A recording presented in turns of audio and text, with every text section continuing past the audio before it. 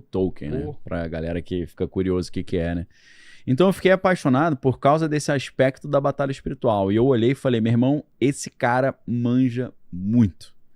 Eu não sei onde que ele aprendeu isso, né? Um cara que é criado no protestantismo, mas a sua mãe se converteu ao catolicismo, ele se transformou num católico, né? Ele estudou em Oxford, né? Teve estudou e era professor em Oxford, teve uma formação teológica robusta, mas o entendimento que ele tinha do mundo espiritual, assim, me deu assim um apreço muito grande. Inclusive, eu meio que faço uma campanha dizendo que, principalmente hoje, o cristão precisa manjar de batalha espiritual, cara, porque o mundo tá tão estranho, né? E as coisas estão tão loucas que você ser um cristão que não manja de batalha espiritual, você tá virando presa fácil pro inimigo. Aí o Romeu botou a imagem do Tolkien ali. Pois é. E o nosso amigo Érico Borgo tá fazendo já há um tempo um documentário sobre o Tolkien que parece que vai ficar muito legal. Sabia não. Maneiro. Mas será que ele entrevistou uns caras cascudos e tal? Foi pra lá, foi pra lá. Aí foi pros lugares que tem a ver com a obra. Maneiro, aí tá sim. Tá sendo bem legal. Aí dá gosto. Maneiro. Então, a gente começa assim, né? A própria... Aí indo pro Silmarillion, né? Quando a gente pensa assim, cara, de onde que vem tudo? A maneira como ele conta a criação do mundo, cara, é muito interessante porque tá em direta consonância lá com a Bíblia, né? A Bíblia nos dá pistas, principalmente no livro de Jó, para mostrar que Deus cria o mundo em meio a uma espécie de coral junto com os anjos.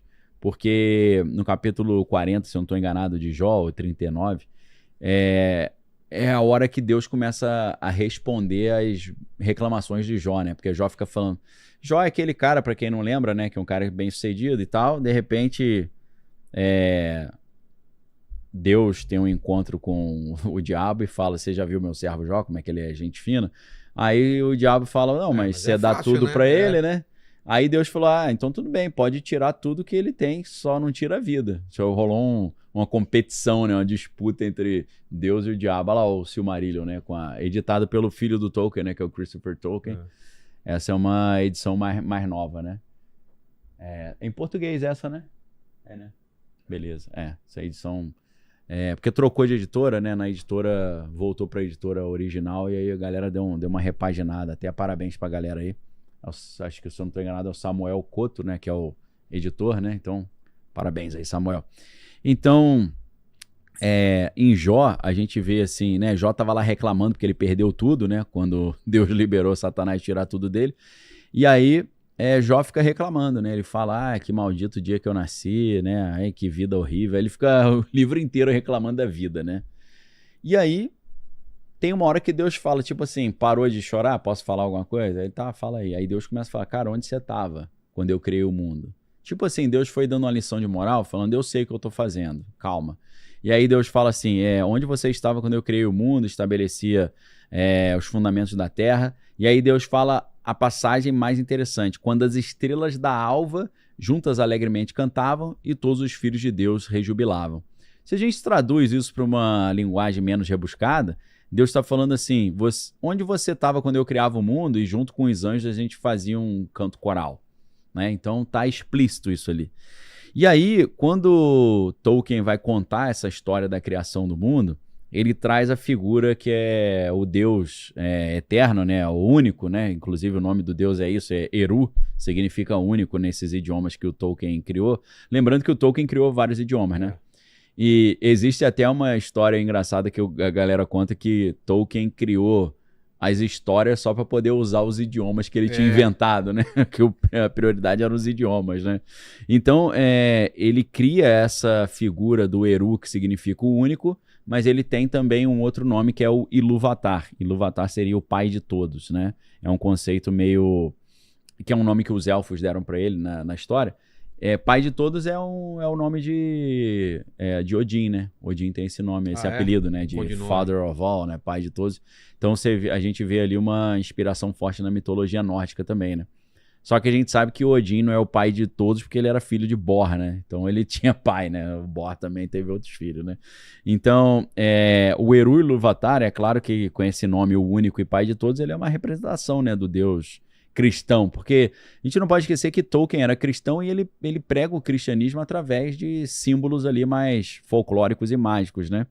E ele também, o Tolkien dizia que na visão dele, a Europa tinha uma mitologia particularmente europeia que foi perdida e ele tentava resgatar essa mitologia também, né?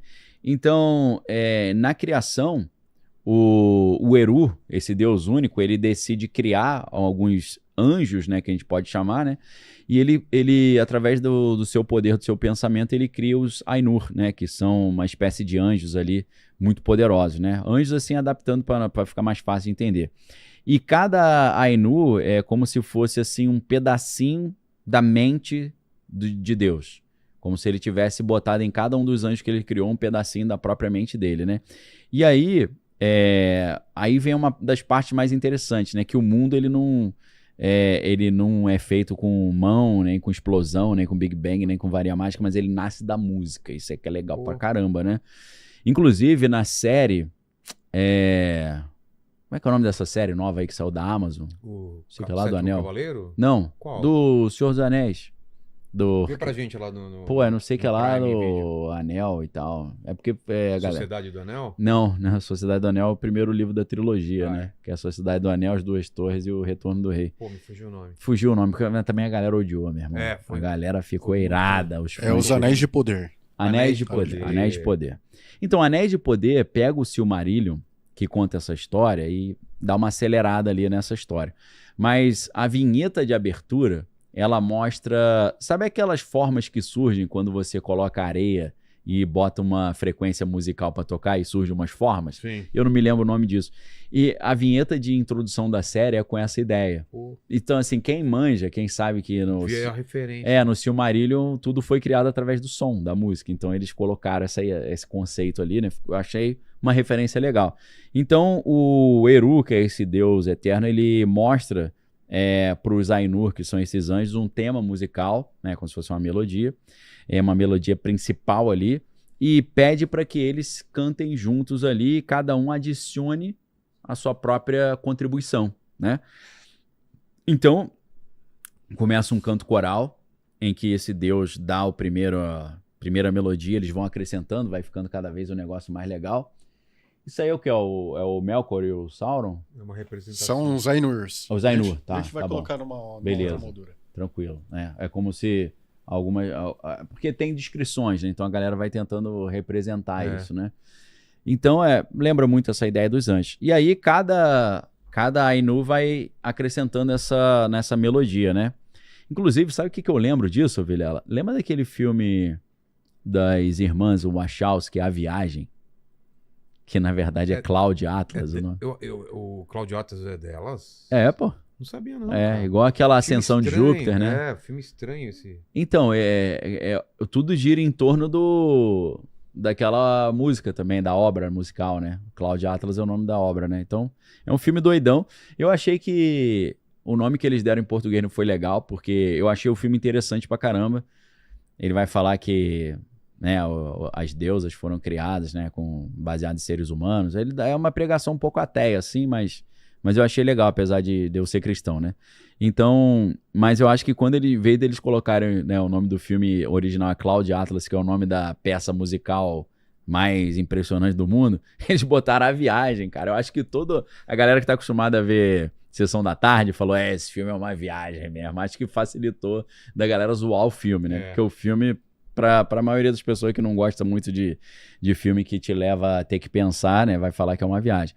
Então, o Eru e o Ilúvatar, ele vai criando essa melodia, né, os Ainur vão acrescentando a melodia, né, e aí a harmonia vai crescendo, né, e a música vai ficando cada vez mais poderosa e tal, e vira a ideia da grande música, né, ou a música dos Ainur. E só que aí um dos Ainur mais poderosos, que é o Melkor, né, que depois ele é chamado de Morgoth, não tá afim de participar desse coral. Cara, ele fala, pô, vou solar. Ou eu vou... Né? Vou fazer meu solinho aqui, vou me destacar. Silêncio, agora sou eu. Deixa com o pai aqui, ó. Eu lembro do amigo meu que ele falava que tinha um cara da banda que não tinha muita noção, né? E ele... o cara ficava solando e tal. Às vezes extrapolava, ele desligava. Ele apertava na mesa e o cara ficava se ouvindo, mas o público não ouvia mais. Ele achava que tava arrebentando e o público ali... É que nem deixar o seu irmão mais novo com o controle desligado, né? Cara, eu fazia isso com meu filho. É. Ele vinha querer... Na televisão, por exemplo, ele vinha querer mexer na televisão, né? Toda hora ele vinha e trocava, né? Ele com 1 ano, 2 anos. Sei. Aí eu comprei um controle falso. Aí deixava ele... Não, mas na hora ele viu que era falso. Ele jogou e queria... você acha que queria ser boa. Aí o que eu fiz? Tirei as pilhas, cara. Aí eu tirei as pilhas e falei, toma, pode brincar. Aí, mexendo aí, cara, eu voltei. Ele tava apertando o botão com toda a força, achando que era falta de força. Ele tava assim, ó. Pô, vai estragar o controle. A gente sempre fazia isso com os mais novinhos, né? Então esse Melkor, ele fala, cara, tipo assim, vou solar, vou dominar a parada, né? Então o que ele faz? Ele começa a tocar, a cantar melodias fora do tom, desconexas, né? Dissonantes, fora do ritmo, barulhentas, né? E tentando fazer com que aquela obra musical se adaptasse